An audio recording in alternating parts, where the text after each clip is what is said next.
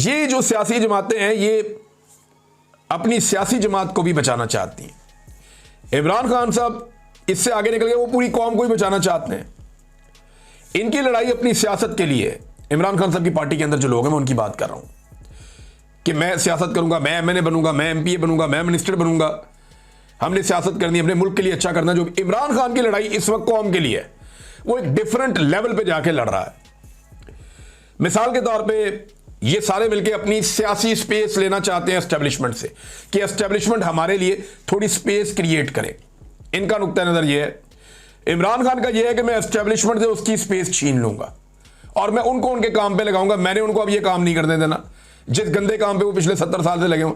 अब ये दो अलग अलग नजरिए ही अलग है, सोचने का तरीका ही अलग है।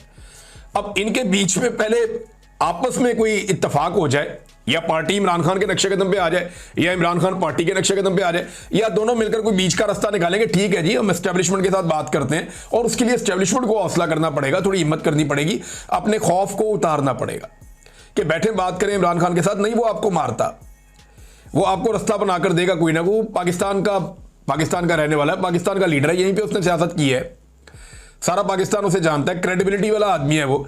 इतनी बार क्रेडिबिलिटी वाला आदमी खाता है, बुज़दिल आदमी इतनी बार नहीं खाता जितनी इमरान खान ने खा ली है। दलेर आदमी है, करैक्टर वाला आदमी है, उसने करैक्टर शो किया बार बार। आपने गोलियां उसको देखा, वो गोलियां लगी, वो निकल के फिर मुक्का लहरा रहा था। करैक्टर वाला आदमी है वो, आपको इस मुसीबत से निकाल सकता है, लेकिन उसके लिए आपको भी अब पीछे जाना पड़ेगा। यानी जो चीजें आप कर रहे हैं वो करना छोड़ दें। आपने इतना तजुर्बा किया, पूरा मुल्क आपके कंट्रोल में, 3 साल में मईशत ठीक नहीं हुई। 2 साल पहले आर्मी चीफ ने 10 जुलाई 2023 को स्टेटमेंट दिया था कि 1 साल में मईशत बिल्कुल ठीक हो जाएगी। आप सारे आदादोशुमार उठा के देख रहे हैं, बेड़े ही गर्क हो गया मईशत का। ये सिर्फ जो सो कॉल्ड किस्म का एक दिवालियापन है ना, उससे पाकिस्तान को बचाने के लिए इन्होंने पाकिस्तान के सारे गरीबों को दिवालिया कर दिया। आधे पाकिस्तानी गुर्बत की लकीर से नीचे चले गए इनके दिवालियापन से बचने के चक्कर में। पाकिस्तानियों से सारी खुशियां इन्होंने छीन ली हैं। गरीब आदमी के ऊपर लगा लगा के टैक्स, तनख्वाहदार तबके को तो पीस के रख दिया इन्होंने, सिर्फ एक ख्वाहिश पूरी करने के लिए कि हमने दिवालिया नहीं होना। भाई दिवालिया पे तो लेकर भी आप ही लोग आए थे ना।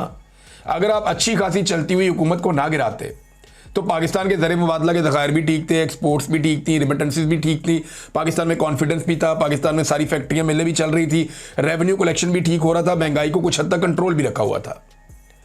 तो अगर ये सारे फैक्टर्स ठीक चल रहे थे तो मुल्क चलने देते 2 साल और। रेगुलरली इलेक्शन होता, पता चलता कौन जीतता कौन हारता। ये जो एस्टेब्लिशमेंट को खुजली हुई थी ना कि पाकिस्तान में उन्होंने एक नया तजर्बा करना है, उस तजर्बे के बाद हम फंस गए और अभी तक नहीं निकल रहे, और उसकी वजह से पाकिस्तान डिफॉल्ट के दहाने पे पहुंचा था। और ये मैंने नहीं कहा, ख्वाजा आसिफ ने कहा था कि पाकिस्तान दिवालिया हो नहीं रहा, पाकिस्तान दिवालिया हो चुका है। वजीर है ना, उसके बाद अंदर की खबरें होती है। लेकिन फिर इन्होंने जिद पकड़ ली कि हमने दिवालिया नहीं होने देना, हमने पूरे पाकिस्तान की आवाम को दिवालिया कर देना है, हमने अपने मुल्क को दिवालिया नहीं होने देना। अच्छी बात है, मुल्क को दिवालिया ना होने देने के लिए और भी तरीके थे। आप हुकूमती अखराजात कम करते, आप ताकतवर लोगों से टैक्स लेते, आप पाकिस्तान की पॉलिसीज बेहतर करते, अवाम के मैंडेट का एहतराम करते, इंसानी हकूक की खिलाफ वर्जियां ना करते, अदलिया को आज़ादी के साथ आप काम करने देते, तो पाकिस्तान में इन्वेस्टमेंट भी आती। अब पाकिस्तान में सरमायाकारी नहीं आ रही, दहशतगर्दी इतनी फैल गई है, लोग इस मुल्क का नाम सुन के डरते हैं। ये एक खबर छपती है ना इंटरनेशनल लेवल पे, अब बलूचिस्तान में जिन्होंने सरमाया करनी है या पाकिस्तान में सरमायाकारी करनी है, वो कैसे करेंगे? खैबर पख्तूनख्वा में आलम दीन शहीद हो गया, अमन के लिए उसकी बड़ी आवाज थी। बलूचिस्तान में बसों से उतार के लोगों को मार रहे हैं, कौन आएगा यहां सरमायाकारी करने के लिए? लोग पैसा निकाल के इस मुल्क से भाग रहे हैं, और यही नालायकी है आपकी जिसकी वजह से लोग मुल्क छोड़ कर जा रहे हैं। नाज़रीन, क्या पाकिस्तान तहरीक इंसाफ अब तहरीक के लिए तैयार है? तो देखें, उसमें एक चीज मैं आपको बताऊं कि अगर कोई तहरीक चलनी होती ना या चलने वाली होती है तो उसका मोमेंटम बनना शुरू हो जाता है, आपको ग्राउंड पे नजर आता है। इक्का दुक्का लोग निकल रहे हैं, कहीं 200-400 500, ये छोटा छोटा मोमेंटम बन रहा है, लेकिन इसने अभी तक जो एक जबरदस्त किस्म का एक तहरीक का मोमेंटम होता है वो नहीं पकड़ा। सारे लोग अपने तौर पे बातें कर रहे हैं, इस तारीख को हम ये करेंगे, लेकिन अभी तक कुछ होता हुआ दिखाई नहीं दे रहा। इमरान खान साहब ने जो है वो कुछ बहुत बड़ा प्लान किया है, उनके दिमाग में कुछ बड़ा चल रहा है, लेकिन जो लीडरशिप है वो चीज़ों को उस तरह नहीं कर पा रही। गंडापुर साहब अभी तक इमरान खान साहब से मुलाकात नहीं कर पाए, वज़ीर आज़म से वो मिल लेते हैं, अमीर मुकाम से मिल लेते हैं, गवर्नर से मिल लेते हैं, इमरान खान से नहीं मिल पाते जेल जाके। अंदाज़ा कीजिए आप।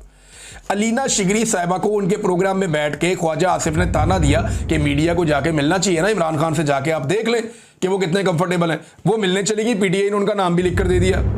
अब वहां से वो ख्वाजा आसिफ को बार बार फोन कर रही हैं, उन्हें इतला पहुंचा रही हैं, उन्हें कह रही हैं जनाब मिलाएं इमरान खान से, आपने कहा था।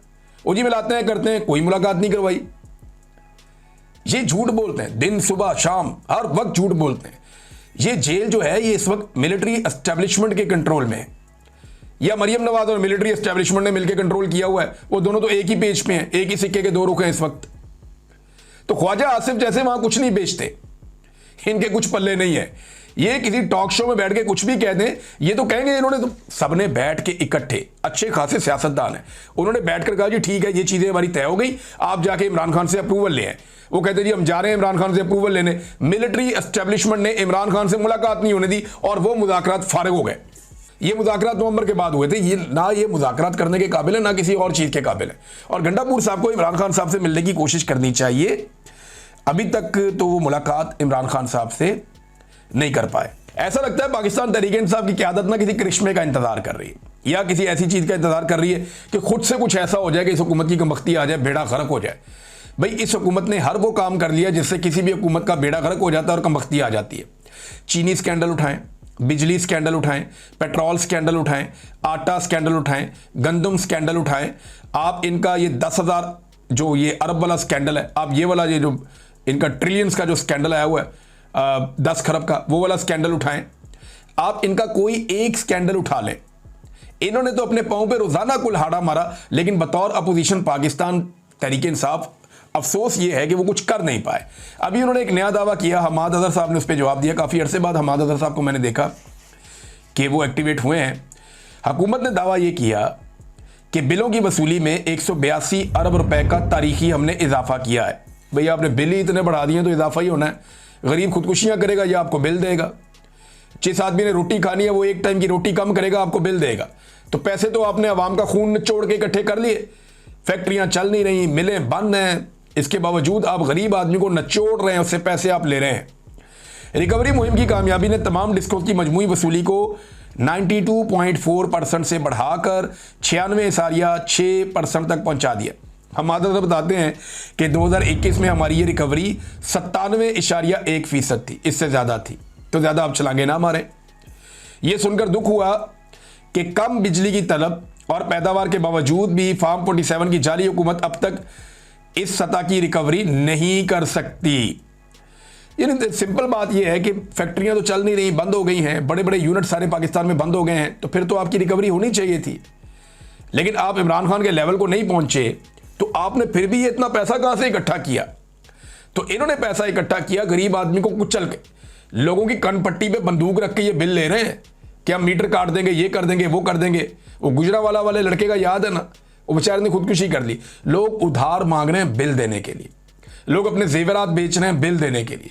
हालात पाकिस्तान में इन्होंने ये आम आदमी के लिए पैदा कर दिए। नाज़रीन, खैबर पख्तूनख्वा में सेनेट के इलेक्शन आने वाले हैं और इस हवाले से मिर्जा अफरीदी को टिकट दिया जा रहा है। थोड़ा सा मैं आपको बैकग्राउंड बताता हूँ। मैं इस आदमी को कभी मिला भी नहीं जिंदगी में, लेकिन तहरीक-ए-इंसाफ के बहुत सारे लोगों ने मेरे से रब्ता किया कि इनको टिकट दिया जा रहा है। मैं क्योंकि असल हकायक जानता हूँ, मैं आपके सामने रख देता हूँ ये बंदा कौन है। ये बंदा पहले पैसे वैसे लगा के सेनेटर बना था, इसको पीटीआई ने घास नहीं डाली थी। सेनेटर बनने के बाद ये पाकिस्तान तहरीक-ए-इंसाफ की हुकूमत थी तो हुकूमत में शामिल हो गया था। जैसे ही इमरान खान साहब पे बुरा वक्त आया तो ये इमरान खान साहब से दूर हो गया था। इसने टके का काम नहीं किया और ये इंजॉय करता रहा अपनी पोजीशन। कभी इसने पाकिस्तान तहरीक-ए-इंसाफ का या इमरान खान का साथ नहीं दिया। सवाए एक मौके पर इसने इजाज चौधरी के लिए अपना मुद्दत पूरी होने से कुछ दिन पहले सिर्फ एक प्रोटेक्शन ऑर्डर इसने निकाला था कि उन्हें ले आओ, तो नहीं लाया गया उन्हें। वो भी एस्टेब्लिशमेंट की मर्जी से इसने निकाला था। जैसे यूसुफ रज़ा गिलानी साहब निकालते हैं तो वो नहीं लेकर आते। तो सिर्फ ये एक गोंगलुओं से मट्टी इन्होंने झाड़ी थी मिर्जा अफरीदी साहब ने, और इन्होंने टके का कोई काम नहीं किया और ना इनका पीटीआई से कोई ताल्लुक साबित हुआ। अब हुआ ये कि इन्होंने जब दोबारा टिकट लेना था तो 12 करोड़ रुपया इन्होंने दिया शिबली फराज को। शिबली फराज साहब कहते हैं कि उन्होंने वो पैसे खर्च किए इमरान खान साहब के मुकदमात पे और वकीलों को फीसें दी हैं। एक तरफ अली अमीन गंडापुर कहते हैं जी फीसें मैंने दी हैं, एक तरफ शिबली फराज कहते हैं जी फीसें मैंने दी हैं। अलीमा खान से पूछे तो वो कहती है जी फीसें तो हम फैमिली दे रहे हैं।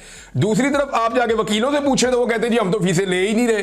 तो मैं हैरान होता हूं कि ये किस तरफ जा रहे हैं पैसे। बहरहाल ये दावा किया गया कि इस बंदे ने, मिर्जा अफरीदी ने 12 करोड़ रुपया दिया, शिबली फराज ने वसूल किया और उसने एक आगे जी मैंने ये वकीलों की फीसें और इमरान खान साहब के मुकदमों पे लगा दिया है और इस बिना पे इस बंदे को टिकट दिया जा रहा है। 12 करोड़ का टिकट सेनेट का, अंदाजा करें आप।